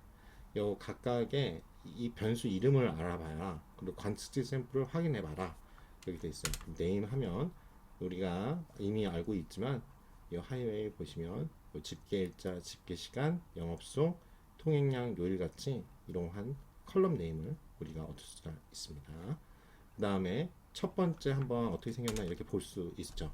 데이터를 하나 행만 하고 열은 다 가져가 이런 뜻이잖아요. 그러면 쭉 한번 하나를 꺼내서 볼 수도 있고요. 이렇게 보는 방법도 있고요. 리스트 형식으로 보통 그냥 헤드를 쓰죠. 가장 6개 나와서 어떤 내용인지 한번 보게 아니면 끝에 있는 6개만 뽑아서 볼 수 있습니다. 헤드, 테일 꼭 잊지 마시고요. 우리가 많이 쓰는 게 aggregate 함수하고요. subset을 정말 많이 써요. subset이라는 말이 셋이 뭐예요? 집합. 그러니까 셋은 이제 어떤 전체 집합을 말하는데 subset 하면 부분 집합을 말해요. 그러니까 내가 일부분만 가져오겠다라는 뜻이죠. 그래서 내가 토요일 데이터만 그 토요일이 아무래도 월부터 쭉 이렇게 보시면 월부터 뭐 쭉 내려보면 토요일도 있고 뭐 한마디로 우리가 필터링 하는 거랑 비슷해요. 물론 필터라는 것도 있지만 서브셋에서 월요일 뭐 이런 데이터들이 있죠. 그러니까 일부만 뽑아서 보겠다. 그래서 그 토요일 대입판 모아서 내가 하이웨이 세러데이라는 이렇게 SAT라는 하이웨이 언더바 SAT라는 변수로 저장하겠다라는 뜻이에요. 그러면 일단은 이 요일에 관련된 걸 접근해서 가져오셔야겠죠. 그러면 하이웨이의 요일로 딱 치시면 이제 뭐냐면 이건 이제 불리언이 돼요. 불리언이 아니라 죄송해요. 이렇게 토요일 이렇게 됩니다. 그쵸? 그런 다음에 그러면 하이웨이에 지금 좀 헷갈리는데 그쵸? 요거죠. 두 개가 같이 나와가지고 그 다음에 우리가 불리언 오퍼레이션을 해야 되는데요.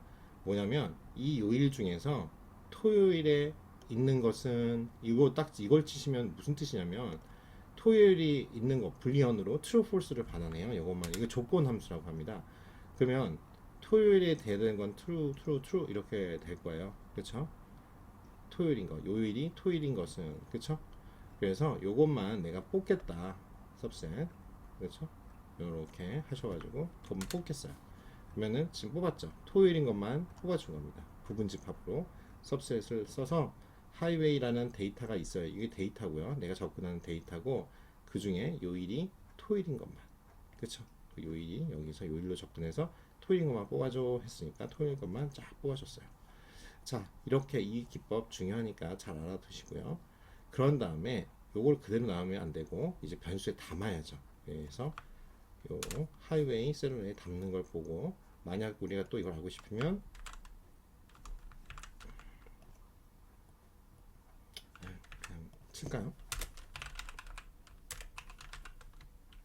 이렇게 딱 하시면 자동 완성이 되죠. 그래서 이제 동일하게 결과가 나오는 걸 여러분들이 보실 수 있어요. 자, 이제 좀 올려서 영업소명 기준으로 우리가 그런 거 있잖아요. 여기 보시면 영업소명이 어떤 지점, 그쵸? 그러니까 통영 가는 길, 북통영, 그쵸? 이러면서 요일 기준, 토요일, 자, 이 기준이 많아졌어요. 영업소 첫 번째 기준이고요. 그 다음에 요일 기준, 토요일, 일요일 데이터만 모아서 이제 TY, 통영이라는 뜻의 이제 주는 거죠. 위켄드, 토일이 우리죠. 그래서 실제 이거 굉장히 중요한 기법인데요. 우리가 뭐 당연히 고속도로에도 토요일, 일요일이 성수기겠죠. 왜냐면 한국도로공사 제가 신입사원 교육도 했지만 이쪽 정말 잘 나가는 그런 공기업이죠. 망할 수가 없어요. 고속도로가 존재하는 한. 근데 보시면 알다시피 휴일이나 그쵸? 그러니까 토요일, 일요일이나 아니면 공휴일, 그쵸? 이럴 때 이제 당연히 맡길 거고 그때 이쪽 통행료, 톨게이트가 주 수입원이잖아요. 그러니까 이제 당연히 여기도 거기가 성수기란 말이에요. 마치 호텔도 주중 요금하고 주말 요금하고 좀 틀린데 보통은 숙박이 들어가면 좀 달라요. 그러니까 예를 들어서 금토 일까지 이제 일요일 낮까지가 보통 식음료 업체에서는 성수기로 보고요. 숙박 시설은 금토를 보통 성수기 요금을 적용을 하죠. 근데 비슷하게 여기서는 이제 보통은 금요일 저녁부터 좀 막히기 시작하지만 보통은 토요일이죠. 금요일 또는 금요일 저녁부터 토일 이때 항상 막히기 때문에요. 뭐 그렇죠. 요 부분이 당연히 성수기이기 때문에 각각의 데이터의 성질에 따라서 분명히 다 중요하게 다루는 게 클 겁니다. 그래서 여기서도 보시면 여러분이 배워야 될게요. 하이웨이 영업소명 여기까지 치시면 영업소명이 쭉 나올 거예요. 한번 그냥 쳐볼까요? 그래서 요것만 하면 영업소명이 쭉 나오죠. 그렇죠? 그런 다음에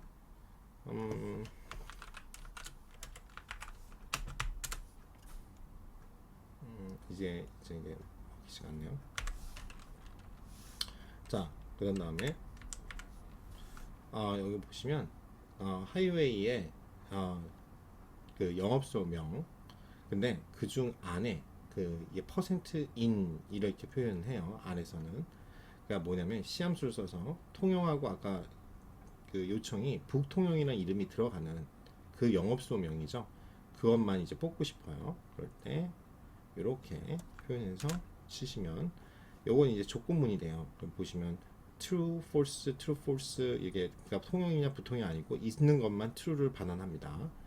자, 그런 다음에 만약 요일 중에서 뭐예요? 토요일하고 일요일. 자, 이 조건문이죠. 요렇게 여러분이 치면 또 true, false를 반환해요.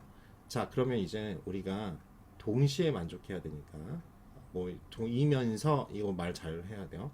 또는이 아니라 이면서 요일 기준 뭐뭐 데이터만 모아서 그렇게 돼 있잖아요. 그래서 지금 이렇게 해본 거예요.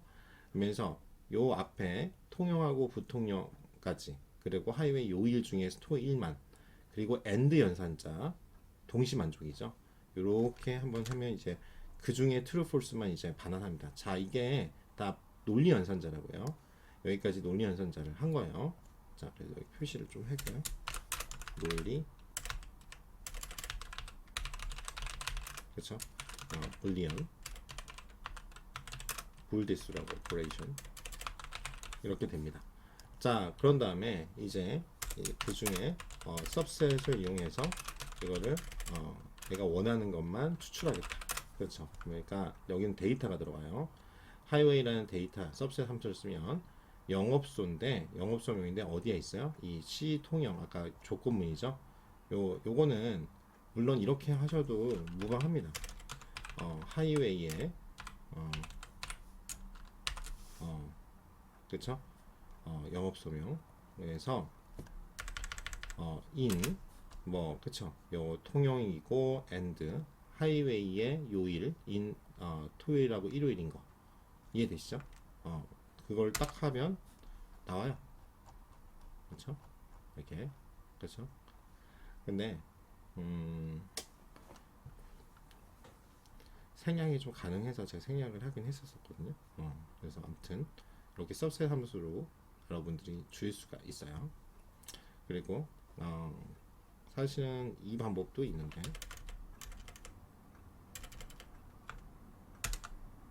뭐냐면 이미 우리가 하이웨이라는 걸 데이터를 쓰겠다고 선언을 했기 때문에 여기는 변수명으로 그냥 변수명만 해도 되거든요. 여기 생략이 가능해요.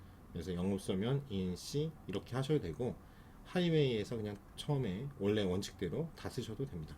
그래서 이거를 변수명인 통용 위켄드라고 만들고 그만 뽑으면 이제 북통용과 통용에 관련된 우리가 추출한 토1에 해당하는 것만 이렇게 여러분들이 추출할 수가 있어요. 아주 유용하겠죠. 특히 호텔에서도 이용 굉장히 많이 할 수 있는 좋은 방법이에요. 그래서 예를 들어서 이렇게 인 활용, 제가 하이웨이의 영업소명, 근데 그게 서울이나 동서울 이렇게 뽑을 수가 있다는 거죠. 이렇게 서울이나 동서울 있는 거. 그러니까 꼭 여러분들이 응용해 보셨으면 좋겠어요. 그리고 여기다가도 제가 했지만 1부터 여기서 1, 2, 3, 4, 5까지의 리스트가 나오는데 그 중에 3보다 크거나 같은 거 조건이고 AND 연산자, 3보다 적거나 같은 거, 이제 이런 연산자 두 조건을 모두 만족해야 되니까 그러면은 이제 false, false, true 하나밖에 없죠. 3밖에. 이해되시죠? 이런 식으로 이 조건 연산자를 써서 우리가 많이 공부를 합니다. 자, 그런 다음에 우리가 많이 쓴 aggregate라는 이제 함수예요. 굉장히 유용한데요. 뭐냐면 여기에 처음에는 데이터 내가 원하는 건데요. 여기 뭐냐면 여러분이 알고 싶어 하는 걸 쓰는 거예요. 마지막에 y축은 결국 여기에 우리가 알고 싶어 하는 종속 변수를 써요. 전체 여기 보세요. 보시는데 내가 통행량이에요. 통행량 여기 통행량이고 요일별 통행량을 알고 싶어. 그러면은 여기에 통행량 그쵸 마지막에 알고 싶어 하는 여기 통행량이죠. 근데 그게 독립 변수가 요일이에요. 요일별 통행량 알았죠? 데이터는 하이웨이라는 걸 쓸 거고 그것을 다 더해줘. 그래서 합계를 내줘. 그러면 애그리게이트를 쓰면 이렇게 나오죠. 요일별 통행량이 쭉 나옵니다. 굉장히 유용한 기능이니까 여러분들이 나중에 데이터 분석 그 할 때 이걸 꼭 써주시기 바랍니다. 그러면 요 3에서 우리가 만든 통영 위켄드를 가지고 우리가 뭐 하냐면 집계 시간별 통행량, 그 시간별 통행량이 어떻게 되냐? 그러면 통행량을 먼저 쓰시고요.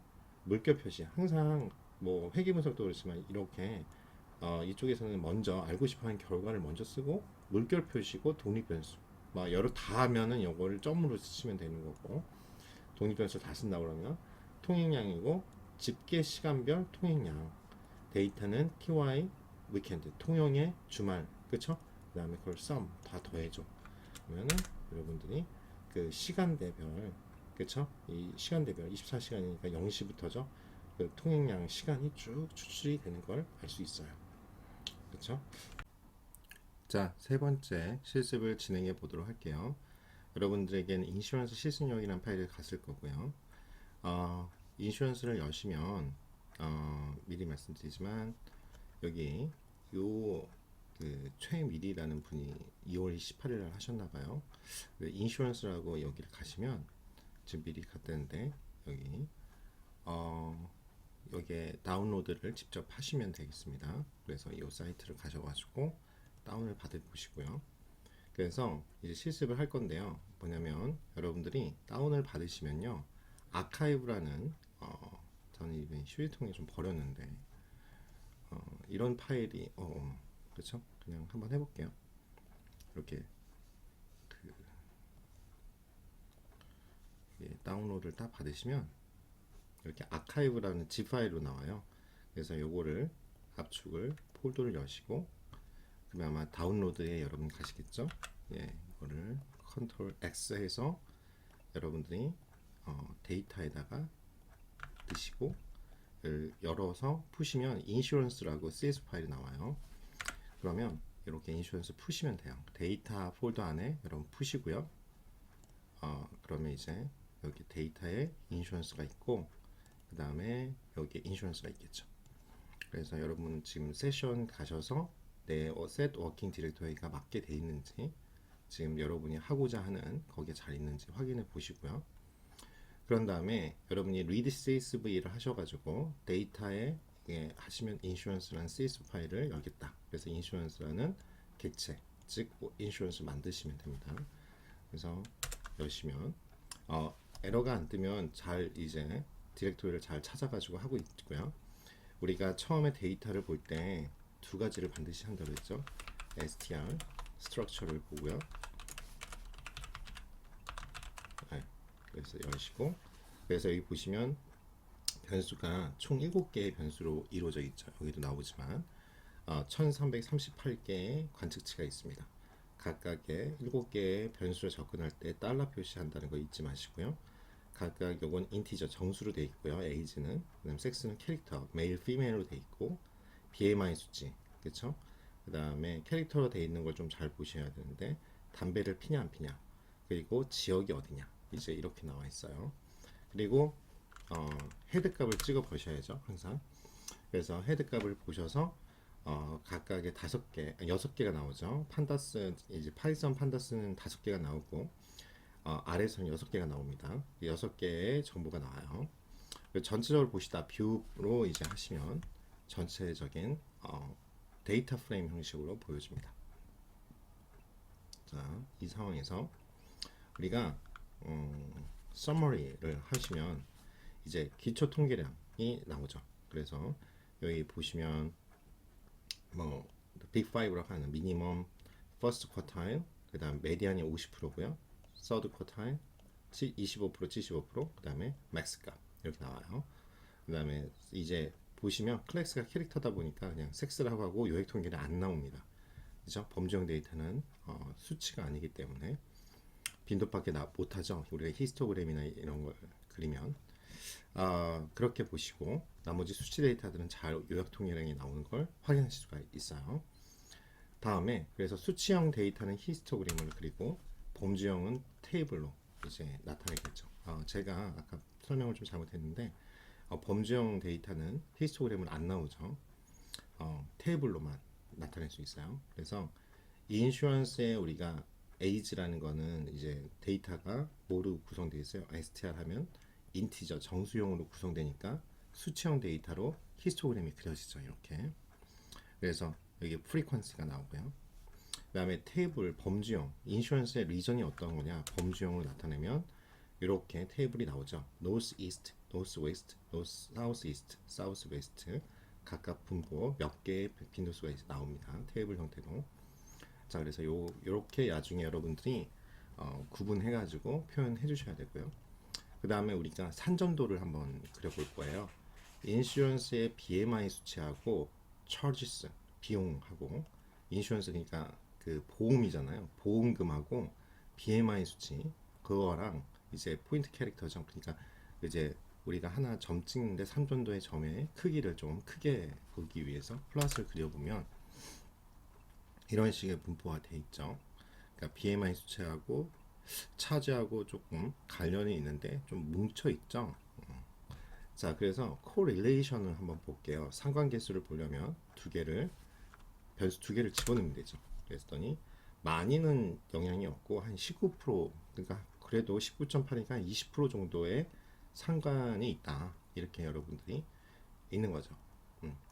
그리고 상관계수 할 때 꼭 여러분들이 이제 보고서나 쓸 때 어떻게 쓰셔야 되냐면, 상관이 있다고 해서 그게 원인은 아니에요. 서로 그냥 같은 방향으로 가냐, 양의 상관이냐, 음의 상관이냐, 상관이 아예 없냐, 이제 이런 식으로 방향성을 보여주는 것 뿐이다.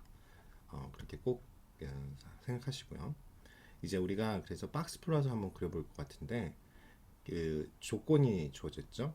여러분들이 그러니까 그렇게 분석할 때 이렇게 하나씩 그 거기에 스크립트에도 이렇게 표시를 하고 그 분석한 결과를 이제 보고서로 쓰시면 되는데요. 리전별 우리가 처제스의 상자 그림이나 그리고 그룹별 평균을 한번 계산해 보고 싶어요. 그러면 박스 플롯 함수를 써서 여기에는 이제 종속 변수가 먼저 오죠. 아래서는 charges하고 물결 표시하고 하나니까 독립 변수가 리전별 charges 그 비용이 얼마나 되냐, 그리고 데이터는 인슈런스 하시고 딱 하시면 자, 이런 표가 나오는데요. 좀 줌하면 확대가 되죠. 이 전체적으로는 charge가 메디안은 비슷하네요. 그렇죠? 그렇지만 사우스 이스트가 다른 데보다 조금 더 많이 내는 거를 좀 볼 수가 있죠. 최소 채도값이 되게 또 크고, 이런 데는 다 이상치인 거고요.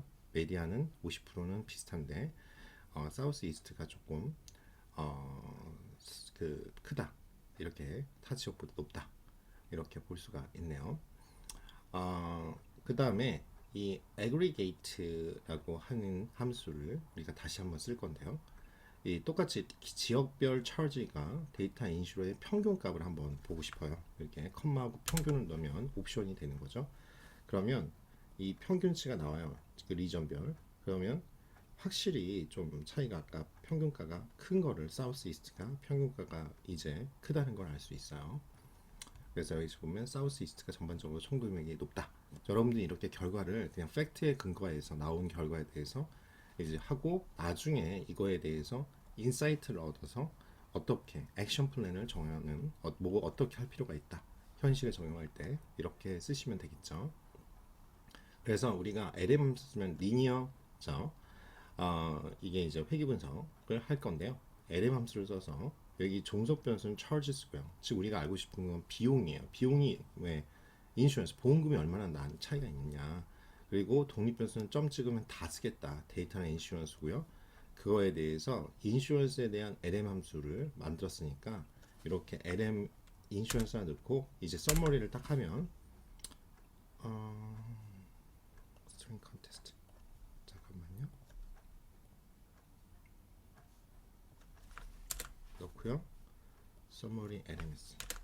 그렇죠. 여기 지금 여기 뭔가가 문제가 있었나 보네요. 예.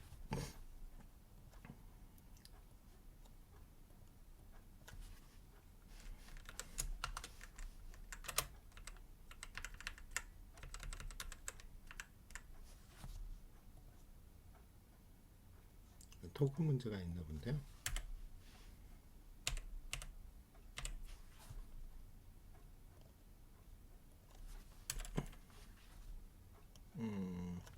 보통 이렇게 하면 맞는데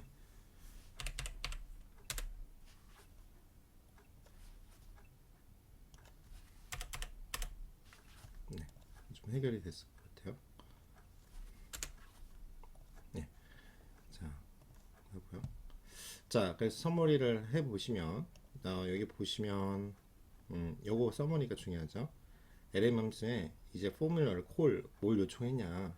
차지 쓰고 독립변수 다 쓰겠다. 데이터는 인슈런스 써서 메디아는 마이너스 98 2.1이 나오네요. 오히려 얘 레지듀얼이에요. 그 다음에 레지듀얼이니까 잔차가 평균이 이게 평균이 아니라 이제 중앙치가 중위수가 이렇게 나오는 거고 여러분들이 요 꼭 아셔야 될 게 인터셉트는 그냥 그 상수항 우리 말하는 거고요. 이게 개수죠. 에스티메이트가. 그 다음에 t밸류하고 이제 중요한 게 이제 p밸류예요. 그래서 이제 age가 상수항이 유효한 거는 의미가 없고요. 일단 age가 유효하네요. 0.05보다 적다는 거죠. 여기 보시면 별이 3개니까 0.05보다 훨씬 적죠. 그러니까 완전 유효한 거, 유효겠죠. 유효한 거고요. 그 다음에 BMI 수치, 그 다음에 I인 경우, 그 다음에 담배를 필 경우, 그렇죠? 그 다음에 이게 적은 수치긴 하지만 적게 영향력이 좀 적긴 하죠. 여기 보시면 0.01이니까 그렇지만 리전 이스트하고 아무튼 사우스 지역이 약간 그 보험금하고 그 유효한 영향력을 끼치는 것으로 보고 있습니다. 그래서 여기 보시면 에이지가 그 나이가 먹어감에 따라서 이제 보시면 257 정도잖아요. 그러니까 200 청구 금액이 257원 정도 증가한다. 이렇게 여러분들이 해석할 수 있고요. 지금 제가 이렇게 스모커냐 아니냐, 그쵸? 이런 것들을 스모커 예스 이런 뜻이야. 스모커 여기다가 제가 빼놓은 건데요. 예스, 그쵸? 스모커이다. 그 다음에 리전 사우스 이게 약한 영향이 있다. 그래서 전체 설명력이 R 스퀘어예요. 그래서 여기 스퀘어가 75.09, 그쵸? 퍼센트죠. 0.7509니까 요 R 스퀘어가 값이 이제 설명력이니까 75.09%가 됩니다. 그래서 이제 이 다음에 우리가 의사결정 나무를 한번 그려볼 거예요. R 파트를 이제 부르시고요. 없으시면 인스톨 하면 됩니다. 이제 R 파트에서 똑같이 종속 변수하고 독립 변수는 다 쓰겠다 표시고요. 데이터 인슈런스 넣어서 트리 인슈런스라는 걸 만들게요.